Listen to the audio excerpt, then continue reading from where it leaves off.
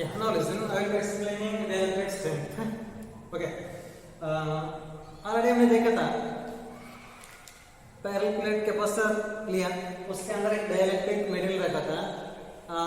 Dielectric slab के अंदर क्या फॉर्म हो जाएगा? Electric dipoles, plus minus plus minus. I am not showing the बहुत सारा, I am taking only one dielectric dielectric का एक मॉलिक्यूल हमने लिया, एक डाइपोल का एक मॉलिक्यूल लिया, ठीक है। ये प्लस और माइनस हम कहाँ रखा था? ऑलरेडी एक्सटर्नल फील्ड जो लेकिन प्लस क्यू हो तो माइनस क्यू हो तो फिर तो एक्सटर्नल इलेक्ट्रिक फील्ड में तो इनिशियल इलेक्ट्रिक फील्ड ऐसा हो, this the E not moment, ठीक है। पहले क्या होता है? दो प्लेट्स है, पैरेलल प्लेट्स, एक में पॉजिटिव दूसरा नेगेटिव है, एंड इलेक्ट्रिक फील्ड का डायरेक्शन कहाँ से कहाँ हो? प्लस से minus, this the external electric field. हम क्या कहते हैं, इनके अंदर एक इलेक्ट्रिक डाइपोल बैठा है, एक electric dipole means electric material. अब डाइलेक्ट्रिक मेटेरियल रखेगा तो डाइलेक्ट्रिक मेटेरियल के अंदर क्या फॉर्म होगा? अब डाइलेक्ट्रिक मींस डाइपोल्स फॉर्म होगा, डाइलेक्ट्रिक का डाइपोल्स फॉर्म हो जाएगा। मान लें तो माइनस और प्लस, ठीक है, माइनस और प्लस।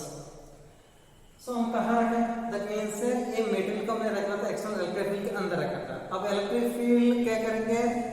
फोर्स अप्लाई करेंगे, पॉजिटिव चार्ज में भी अप्लाई करेंगे, नेगेटिव चार्ज में। डाइपोल में से एक पॉजिटिव चार्ज दूसरा नेगेटिव चार्ज। अब पॉजिटिव चार्ज में फोर्स लगेगा along the you can E के F is equal to E, तो इसमें फोर्स लग रहा है पॉजिटिव चार्ज में इसी डायरेक्शन, ठीक है। पॉजिटिव चार्ज को इलेक्ट्रिक फील्ड हमेशा क्या करेंगे?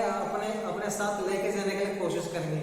So that means electric field का डायरेक्शन राइट साइड, तो फोर्स ऑन पॉजिटिव चार्ज में राइट साइड लगेगा एंड ये नेगेटिव चार्ज में लेफ्ट साइड फोर्स, ऐसा लग रहा है, ठीक है। अब देख लेना, suppose I am standing like this. अब इधर एक आदमी, इधर एक दो आदमी, दोनों मेरे हाथ को पकड़ के किस है, अब मान लेना तो दोनों अप्लाई कर रहे हैं। मेरा ये राइट हैंड में भी राइट हैंड और लेफ्ट हैंड में दोनों अप्लाई कर रहे हैं फोर्स 100 न्यूटन किस है, ठीक है। अब उसके बाद वो ने बढ़ा दिया 1000 न्यूटन, ठीक है। लेकिन हम वो में से बहुत सारे इक्वल फोर्स है, इस साइड भी 1000 न्यूटन का है एंड इस साइड भी 1000 न्यूटन का है, लेकिन नेट फोर्स 0 है। लेकिन फिर भी हमको क्या लगेगा? दर्द में से I feel that very painful, ठीक है, हमको बहुत दर्द लगेगा। नेट फोर्स 0, फिर भी मेरा ऊपर क्या लग रहा है? स्ट्रेस लग रहा है ना, आप देख सकते हैं स्ट्रेस लग रहा है। अब इधर भी 1000 न्यूटन का फोर्स एंड इसी तरफ भी 1000 न्यूटन फोर्स का लग रहा है, लेकिन फिजिक्स की रेस्पेक्ट में बात करेगा तो नेट फोर्स कितना? 0। वो लोग थोड़ा और फोर्स अप्लाई करेगा तो मेरा शरीर क्या होगा? टूट जाएगा, ठीक है। Both are using this side, how much force they are applying, this side also that much force they are applying, got my point. फिर भी मेरे ऊपर क्या लगेगा? स्ट्रेस लगेगा। इसमें भी क्या होगा? इसमें भी ऐसे होगा, इसमें भी ऐसे होगा। देखिए ना, ये एक डाइपोल में इसी तरफ कितना फोर्स लगेगा, इसी तरफ भी उतना लग रहा है, ठीक। इलेक्ट्रिक फील्ड हमने पहले E not is equal to 10 newton per coulomb, कितना? 10 न्यूटन पर कूलम, ठीक है। अब फोर्स भी उसकी रेस्पेक्ट उतना 10 न्यूटन होगा। उसके बाद हमने क्या किया था? 100 न्यूटन पर कूलम, 100 पर न्यूटन कूलम अप्लाई करेगा तो ये 100 न्यूटन इसी तरफ भी लगेगा, इसी तरफ भी लगेगा, ऑटोमेटिकली ये डाइपोल क्या होगा? धीरे धीरे ऐसे एक सिचुएशन है, हम धीरे धीरे हम फोर्स को इलेक्ट्रिक फील्ड इंक्रीज कर रहे हैं, इलेक्ट्रिक फील्ड को इंक्रीज कर रहे हैं, धीरे धीरे करें तो ऐसे एक सिचुएशन आएगा। उसी सिचुएशन में ये डाइपोल क्या होगा? ब्रेक होने लगेगा, टूट जाएगा, नहीं तो लीक हो जाएगा। उसको क्या बोलेंगे? लीक हो जाएगा, ठीक है। अब देखना, हमने अप्लाई किया था 500 Newton per coulomb, 500 Newton per coulomb तक इसी डाइपोल को कुछ नहीं हुआ। उसके बाद हमने क्या किया था? 501 न्यूटन हमने अप्लाई किया था, तो उसके बाद क्या हुआ?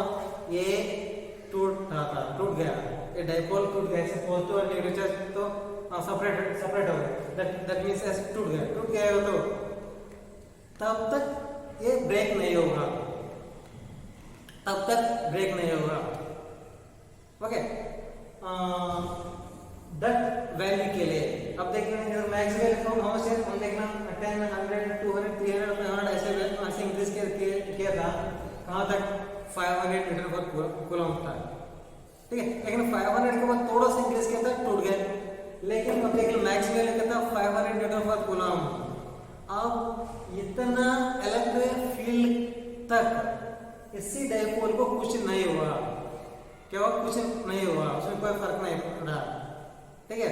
That is the maximum electric field, that is the maximum electric field means इसी मैक्सिमम इलेक्ट्रिक फील्ड को हम बोलेंगे, इसी मैक्सिमम इलेक्ट्रिक फील्ड को हम बोलेंगे dielectric field strength. Dielectric strength means है at what maximum electric field तक ये ब्रेक नहीं होगा। देखिए मैं 10 100 200 300 में इंक्रीज करके गया था, 500 तक अप्लाई किया था, कुछ भी नहीं हुआ। व्हाट इज मैक्सिमम वैल्यू 500, ठीक है 500। इसी 500 को हम बोलेंगे, इसी 500 को बोलेंगे dielectric strength. Dielectric strength means that is electric field only, the maximum value of the electric field strength, the maximum electric field strength, so that the dielectric metal can bear, the dielectric metal can bear, that is called as what? Dielectric strength. Bear means it will not break, ठीक है। ये तब तक break नहीं means the maximum से the maximum value, that only you can read the dielectric strength का definition is that one, okay। the maximum electric field so that the dielectric metal can bear is called dielectric field strength. If you want you can add the definition. There are two definitions you can add. One definition already it is given in our textbook, that only the maximum value of the electric field that it can tolerate without its breakdown, okay, without its breakdown. There are the two definitions are there, so I am going to both definitions I am giving. Taking it first definition that is given on textbook, the maximum electric field together again, the maximum electric field that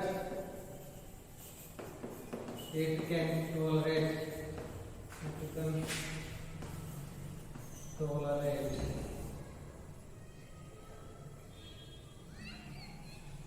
without its electric breakdown, without its electric breakdown,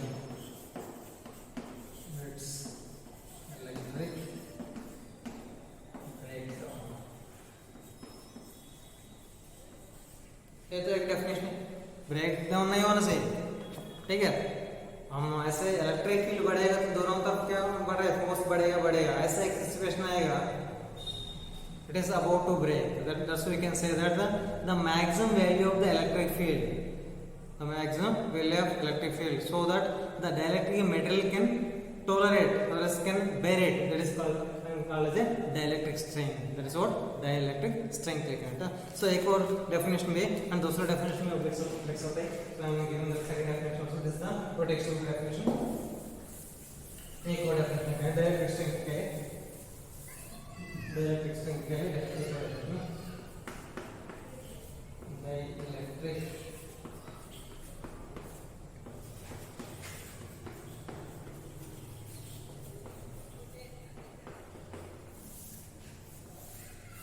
ठीक है। Direct strength के एक और definite on applying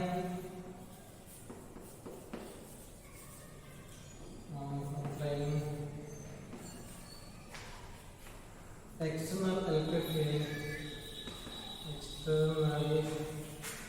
electric field,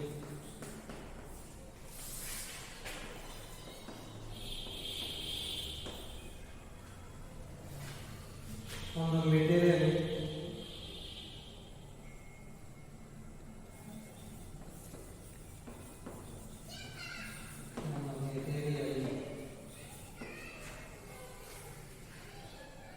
stress in the material,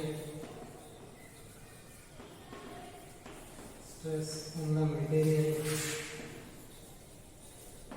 stress in the material increases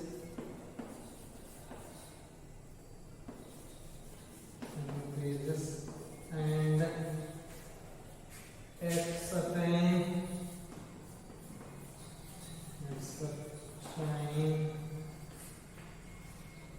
value of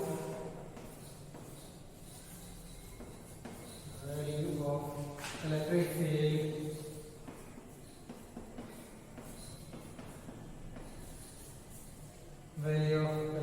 field it breaks down.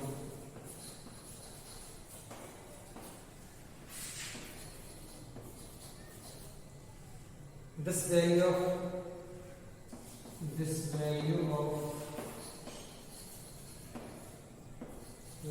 electric field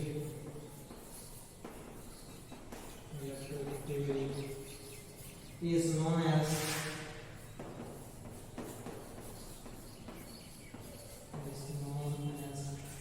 dielectric strength. Dielectric strength.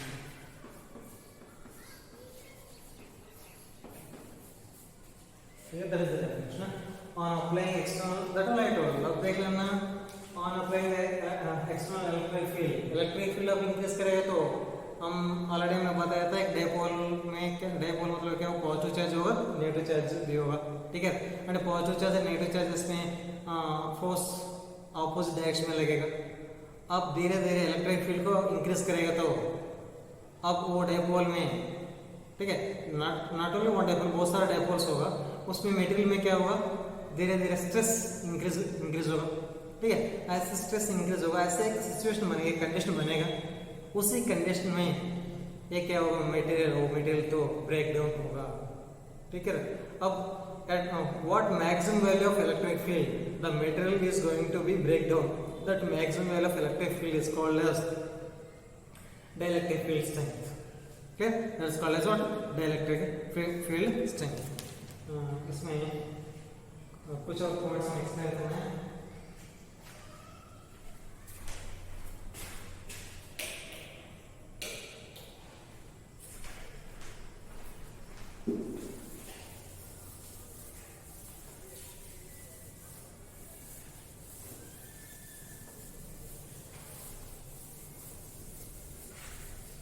Some more points I will explain here.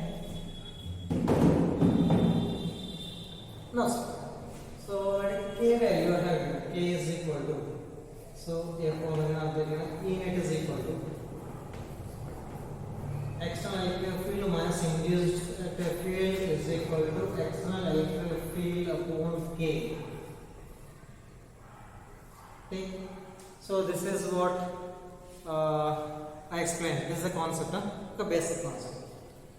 If suppose they ask what is the K value for conductor के लिए K value conductor के लिए, तो ऐसा भी conductor के लिए K value क्या होगा।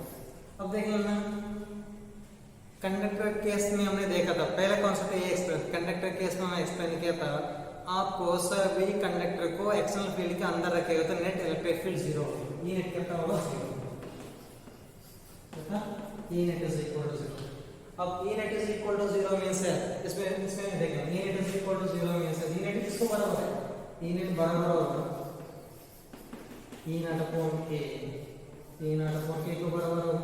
अब इन्हें कैसे सकते, कंडक्टर E net कितना 0, हाँ 0 होगा तो E net is equal to E naught upon K, ठीक है। फ्रॉम दिस K कैसे लिख सकते हैं, अब bring this side K and take the 0 other side.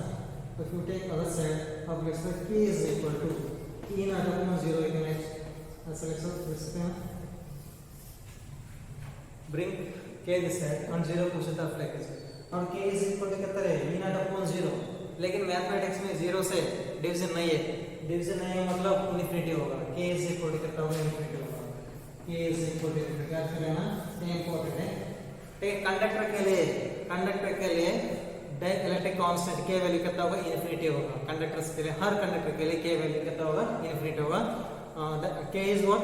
Dielectric constant. K is what? Dielectric constant. Dielectric constant कितना होगा? Infinite होगा. And अब यार एक में तो वैक्यूम के लिए एक में तो वैक्यूम में फ्री स्पेस के लिए K कितना होगा? 1 होगा. 1 होगा. इसी वजह से आप देख लेना कैपेसिटेंस पैरेलल प्लेट कैपेसिटेंस का फॉर्मूला फाइंड आउट किया था ना. ओके, फाइंड आउट किया था. उसी केस में K नहीं है. K था लेकिन K के जगह उन्होंने क्या रिप्लेस किया था? 1 रिप्लेस किया था. 1 रिप्लेस किया था. अब ये दोनों याद करना. कंडक्टर के लिए K कितना होगा? इनफिनिटी होगा. ओके, एंड एक के लिए K वैल्यू कितना होगा? 1 होगा. ये नहीं तो वैक्यूम नहीं तो फ्री स्पेस के लिए K वैल्यू कितना होगा? 1. अब ये इतना ध्यान देना पड़ेगा. ये K वैल्यू कितना बड़ा होगा तो K वैल्यू कितना बड़ा होगा तो that will be the good conductor. ठीक है. What are the good conductor means है K वैल्यू बहुत ज्यादा होगा तो ऑटोमेटिकली उसका कंडक्टिविटी भी क्या होगा? ज्यादा होगा. ठीक है. K वैल्यू बहुत कम हो तो कंडक्टिविटी क्या होता है? कम होता है. ठीक. या सो कंडक्टर्स के लिए K वैल्यू कितना होगा? इनफिनिटी होगा. And A vacuum and free space के लिए K वैल्यू कितना? 1. K is what? Dielectric constant. Dielectric constant. ठीक. K value is the dielectric constant. So other than this, we have to give 2, 3, 4 minutes. ठीक. और एक तो एक फॉर्म को पता है C is equal to K multiplies C naught. ये ऑलरेडी हमें पता है. ठीक है. C is equal to K multiplies C naught. And what is the C naught? C naught is the capacitance of the parallel plate capacitor when free air is occupied in the free space. Okay, between the plates free space होगा. that space होगा, that complete space will occupied by the air. ठीक है. उसी case में capacitance of C naught होगा. and C means between the plates space को okay complete space को एक डाइलेक्ट्रिक मेटेरियल क्या करेंगे? डाइलेक्ट्रिक मेटेरियल कंप्लीटली ऑक्युपाई करेंगे. उसी केस में ये C होगा. ओके. एंड एक और फॉर्मूला मैंने देखा था E net is equal to E naught upon K. ये फॉर्मूला भी ऑलरेडी आप लोगों को दिया था. ये सब याद करना पड़ेगा. So that means E net is a final value. E final is equal to initial value upon K. ठीक है. ये तो E net है. ये तो initial value. ये तो final value. ठीक है. पहले E naught था. अभी डाइलेक्ट्रिक फील्ड कोई सा भी इलेक्ट्रिक फील्ड के अंदर रखेगा तो उनका इलेक्ट्रिक फील्ड क्या होगा? घटेगा. ठीक है. And E is equal and एक और फॉर्मूला होता है. ऑलरेडी ये फॉर्मूला आप लोगों को E is equal to that is V is equal to ED. V is equal to ED formula आप लोगों को V is equal to ED. ठीक. V is equal to ED होगा तो इसमें से अब देखना ना. अब E घटेगा तो E घटेगा तो ऑटोमेटिकली V भी उतना रेट फैक्टर में घटेगा. अब देखिए हमें E कितना K फैक्टर है जिससे E upon K by T. अब देखिए E कितना फैक्टर से घट रहे हैं. पोटेंशियल भी उतना फैक्टर से घटेगा. You got my point. So V is equal to ED. ठीक है. अब देखिए हमें ये वैल्यू घटे. सपोज आफ्टर इंसर्टिंग हमेशा डायरेक्टली मेटेरियल को इलेक्ट्रिक फील्ड का रखने के बाद इलेक्ट्रिक फील्ड इतना फैक्टर से घट रहा है. K फैक्टर से घट रहा है. E घटेगा कितना फैक्टर से घटेगा तो V भी उतना फैक्टर से घटेगा. That my point. That means that V is equal to V naught upon K. These are the sum of the formula. Okay. अगर एक और फॉर्मूला आप लोगों को मिलेगा. अब देखिएगा फ्री स्पेस होगा तो E is equal to 1/4 pi epsilon naught Q upon R square and E naught. This is E naught. And E is equal to 1/4 pi epsilon Q upon R square. And formula हम क्या करें? Already हम लोगों को पता है epsilon is equal to sum K multiplies epsilon naught. That is the relation. हम क्या करेंगे? इधर भी डिवाइड करेंगे. डिवाइड करने तो दोनों को इक्वल है. इधर पर हम डिवाइड करें. इधर पर डिवाइड करें तो क्या होगा? सो हम क्या कर रहे हैं? ये दोनों को डिवाइड करें. कैसे डिवाइड करें? ऑलरेडी हमको पता है. इसमें देखिए E net E is equal to क्या लगता है? E naught upon K. अगर इसको ऐसे भी लिख सकते हैं. कैसे लिख सकते हो? K is equal to E naught upon E. ऐसे भी लिख सकते हैं.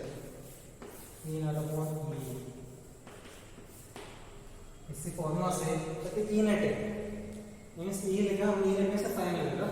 अब इसमें से देख लेना, अब इधर को डिवाइड करेंगे ई अपॉन ई नॉट, अब ई अपॉन ई नॉट करेंगे, ई अपॉन ई नॉट करेंगे, इधर को डिवाइड करेंगे, Q Q get cancel, 1 upon 4 4 get cancel, cos square get cancel, अब बचेगा और डिवाइड करेंगे e naught, e is q upon 4 pi epsilon naught r square, and e naught is q upon 4 pi epsilon naught r square।